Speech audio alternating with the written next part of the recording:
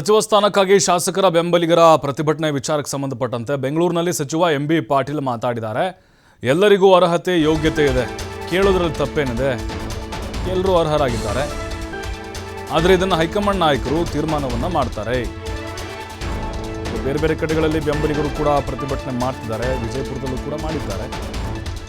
ಅವಕಾಶ ಕೊಡಬೇಕು, ಅದನ್ನು ಹೈಕಮಾಂಡ್ ನಿರ್ಧಾರ ಮಾಡುತ್ತೆ. ಅವ್ರದ್ದೇ ಆದಂತಹ ಯೋಗ್ಯತೆ ಅರ್ಹತೆಗಳಿರುತ್ತೆ, ಹೇಳೋದ್ರಲ್ಲಿ ತಪ್ಪೇನು ಇಲ್ವಲ್ಲ ಅಂತ ಸಚಿವ ಎಂಬಿ ಪಾಟೀಲ್ ಹೇಳಿದ್ದಾರೆ.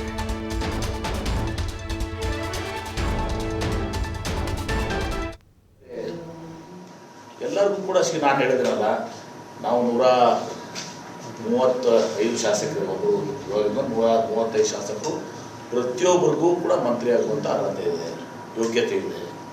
ಕಾಂಗ್ರೆಸ್ ಪಕ್ಷ ಹೈಕಮಾಂಡ್ ಅದನ್ನು ಮುಖ್ಯಮಂತ್ರಿಗಳು, ಮಾಜಿ ಉಪಮುಖ್ಯಮಂತ್ರಿಗಳು ಎಲ್ಲರೂ ಕೂಡ ಅದನ್ನ ನಿರ್ಣಯ ಮಾಡ್ತಾರೆ.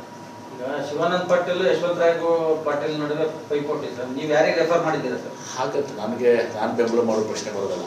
ನಾನು ನಮ್ಮ ಜಿಲ್ಲೆಗೆ ಭಾಳ ಮುಕ್ತವಾಗಿ ಹೇಳ್ತೀನಿ. ನಾನು ಮನೆಯೂ ಕೂಡ ಅಲ್ಲಿ ಹೇಳಿದ್ದೀನಿ, ಹೋದ ಬಿಹಾರದಲ್ಲಿ ಹೇಳಿದ್ದೀನಿ. ಅದು ವಿಶೇಷವಾಗಿ ನಮ್ಮ ಜಿಲ್ಲೆಗೆ ಇನ್ನೊಂದು ಸಚಿವ ಸ್ಥಾನ ಬೇಕು ಅಂತೇಳಿ ನಾನು ನಿಮ್ಮ ಮಾಧ್ಯಮದ ಮುಂದಲ್ಲ, ನಾನು ಎಲ್ಲ ಕಡೆಯೂ ಕಾಂಗ್ರೆಸ್ ಪಕ್ಷದ ನಾನು AICC ಪ್ರಧಾನ ಕಾರ್ಯದರ್ಶಿಗಳ ಜೊತೆಗೆ, ಮುಖ್ಯಮಂತ್ರಿಗಳ ಜೊತೆಗೆ, ಮಾಜಿ ಮುಖ್ಯಮಂತ್ರಿಗಳ ಜೊತೆ ಎಲ್ಲರೂ ಕೂಡ ಹೇಳಿದೆ, ನಾನು ಇನ್ನೊಂದು ಸಚಿವ ಸ್ಥಾನ ಕೊಡಬೇಕು ಅಂತೇಳಿ ನಮ್ಮ ಡಿಮ್ಯಾಂಡ್ ಇದೆ.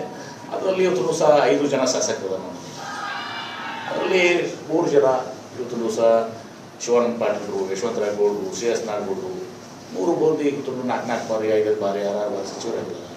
ಆ 3 ಮಂದಿ ಯೋಗ್ಯತೆ ಯಾರಿಗೆ ಮಾಡಬೇಕು ಅನ್ನೋದು ಹೇಳುವಂಥದ್ದು ನನ್ನಲ್ಲ.